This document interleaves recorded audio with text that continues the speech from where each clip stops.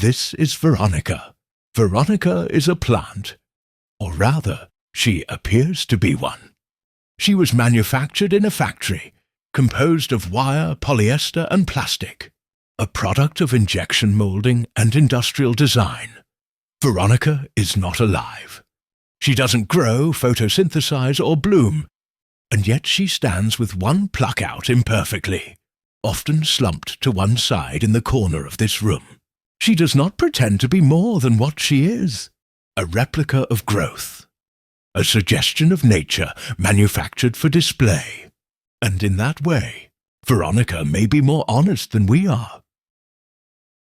We are living in an era marked by relentless self-optimization, a time in which personal growth has been reframed as performance, curated, aesthetic, and often commodified. The language of glow-ups, healing journeys, and leveling up saturates our digital spaces. What was once a slow internal process of maturing is now increasingly public, accelerated, and measured in metrics, likes, shares, and transformation videos. What has shocked me coming back online after 4 years completely off social media? Number one, the self-optimization trap. It is a hamster wheel that will never stop. I've noticed the internet right now is obsessed with self-improvement and self-optimization. Everything is about becoming a high-value man, a high-value woman, constantly healing, upskilling, improving, optimizing. We're treating ourselves as products that continue to need to be refined to increase our value in the market. We're forgetting that we're people. We're not startups, we're not brands. And at some point, if you're always trying to be better or trying to heal or trying to improve, you're not allowing yourself to just be. There is a particular narrative assigned to becoming a high-value woman or man. One must be polished, productive, and emotionally refined, always improving and always reaching. But to what end?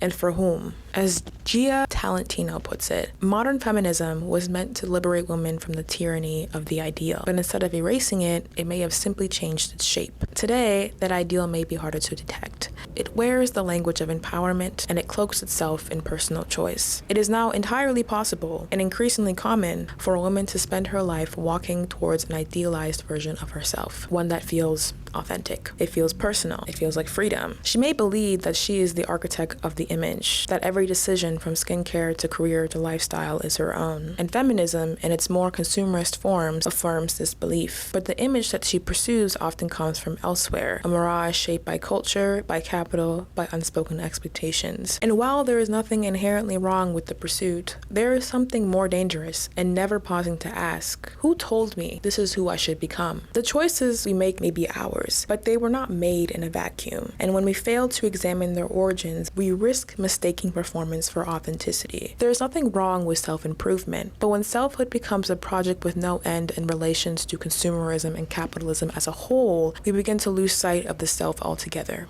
And these pressures don't only affect adults. Generation Alpha, the so-called iPad generation, is being shaped by the same dynamics. At ages as young as 8 or 9, children are engaging in skincare routines, tracking their glow-ups, and consuming a constant stream of content about appearance, productivity, and perfection. This isn't just about vanity. It's about value, how it's perceived, and how it's performed. And while growth, yes, can be beautiful, it loses meaning when it's treated as a mandate, when it becomes a performance rather than a process, a pressure rather than a path.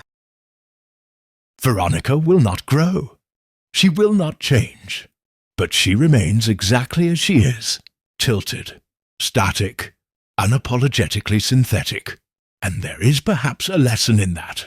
Sometimes the most radical act is to simply exist without polish, without optimization, without the need to bloom on anyone else's timeline. Ayada out.